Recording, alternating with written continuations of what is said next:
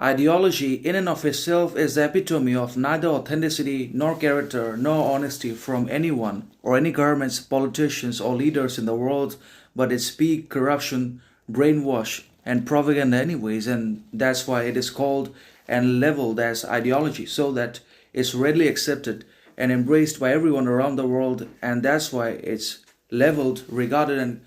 obviously given the name ideology, which sounds very good on paper, but in reality it's absolute corruption, brainwashing, hypocrisy, double standards, stereotypes, partiality, anyways, in one way or another, and different ideologies are generally employed by different governments from time to time to continue their cryptic missions and diabolical ends and malevolent purposes and fulfill their other powerful and bad and counterproductive ambitions, obviously over ourselves and in our lives, and to continue with their same old goals and rotten ideas as well. And that's why it is regarded as ideology, so that it's readily accepted and embraced by everyone without any questions, interrogations of any kind. But then again, ideology remains to be corrupt because it's imagination, fantasy, and one's own inner think, maybe the thought of a particular globalist, billionaire, or capitalist who proposes this ideology to the governments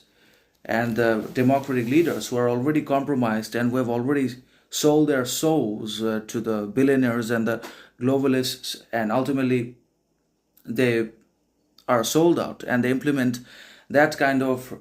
dangerous ideology upon ourselves. So we are the ultimate and final victims of these ideologies in one way or another, which have nothing to do with our good purpose, learning, improvement, authenticity, anyways. But all we're going to get is the corruption, discrimination, inflation, anyways, in one way or another. So ideology remains to be bad because it's imagination, because it's fantasy of our leaders, of the capitalists and globalists who are ultimately controlling the show inside the country and running everything that we are not even an influence of. But ideology is bad and counterproductive and should not be supported by anyone under any circumstances, situations, conditions, even if it's external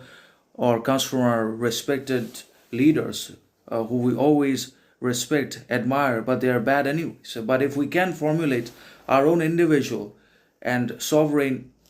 kind of ideology, which is backed and characterized by years of experience, knowledge, character, authenticity, wisdom, and reason, then that could have been good. But because people don't have their individual ideologies, critical thinking, reason, etc., then that is a serious problem for the elevation of the society, the improvement of government, and the installment